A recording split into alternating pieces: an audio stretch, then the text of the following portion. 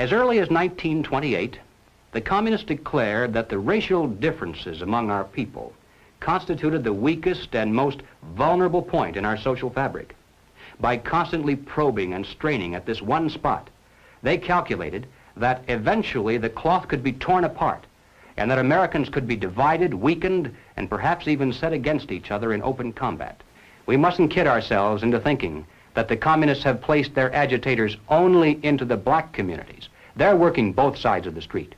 They want hatred, violence, and bloodshed between the races, and they don't care how they get it or whom they use, even children if necessary. Here is a book that I think ought to be in every home library.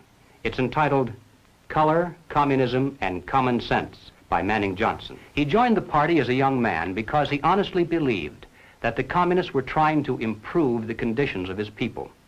He was a dedicated communist, and eventually he rose to one of the highest ranks. But after many years, he discovered that instead they were merely planning to use his people in a bloody revolution to destroy America. And when he woke up to this, he dropped out of the party and devoted the rest of his life trying to alert his fellow citizens of all races to the true nature of the Communist Party as he knew it to be from the inside. Manning Johnson said, "Black rebellion was what Moscow wanted. Bloody racial conflict would split America. During the confusion, demoralization and panic would set in. Then finally the Reds say, workers stop work. Many of them seize arms by attacking arsenals. Street fights become frequent. Under the leadership of the Communist Party, the workers organize revolutionary committees to be in command of the uprising. Armed workers seize the principal government offices, invade the residences of the president and his cabinet members, arrest them, declare the old regime abolished, establish their own power." Now, here is a piece of vicious communist propaganda that perhaps some of you have seen. It's called The Crusader. It's written by Robert F. Williams, one of the organizers of the Revolutionary Action Movement. In this issue of The Crusader, the communists call not only for extensive chaos within the cities, but for putting to the torch every village, every forest, every field, and every barn. The plan is for raging fires from one city to the next. The reason? Well, first, there's the value of sheer destruction.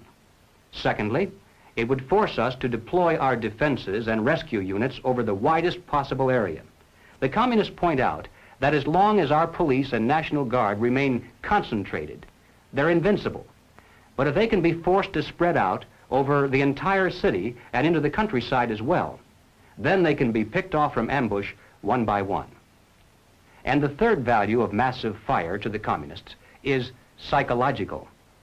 The average American, they say, soft and decadent, when he sees billows of black smoke rising from one horizon to the other, when at night the only light he has to see by is the flickering red from flames leaping into the sky, he'll become paralyzed with fear and panic. He'll run away and hide and do nothing to interfere with the guerrilla bands as they strike at the community's power centers.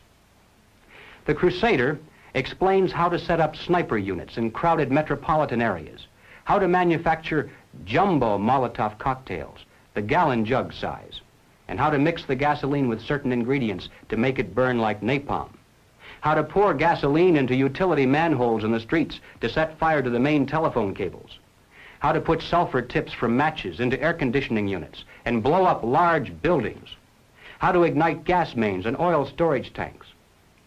It explains how radio-controlled model airplanes can be used to fly explosive charges over heavily guarded fences into gasoline storage areas or munition stockpiles.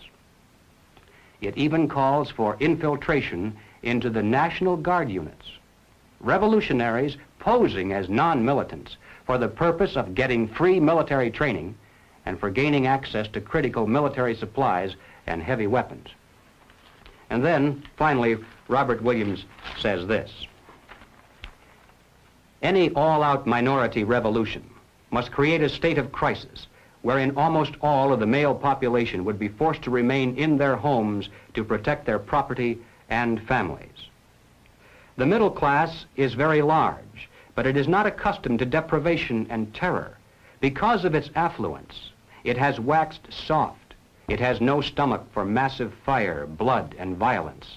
The motive force behind its life drive is its endless pursuit of prestige, conspicuous consumption, and sensual pleasure. A few years of violent, sporadic, and highly destructive uprisings will set the stage for the grand finale.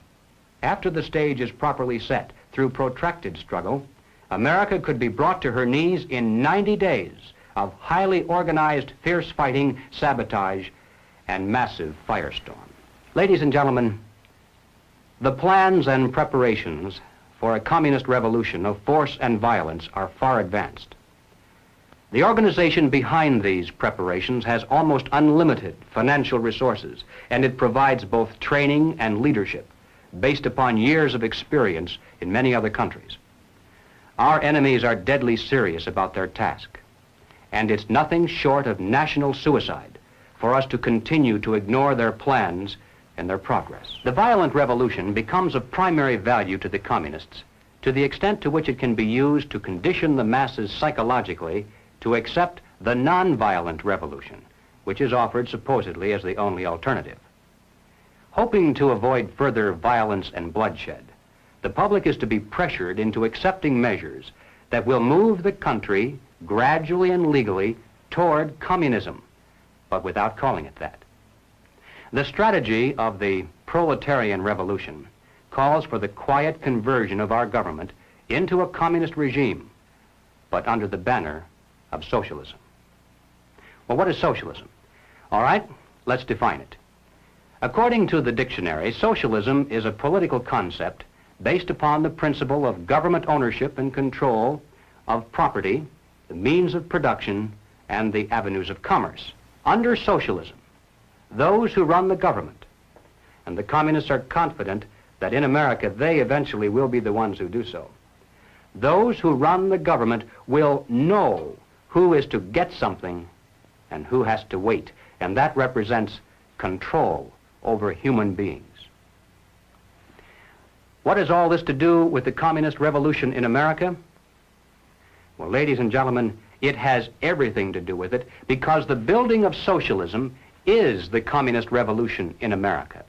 It represents the process whereby our country can be moved gradually toward communism without the people even being aware of it.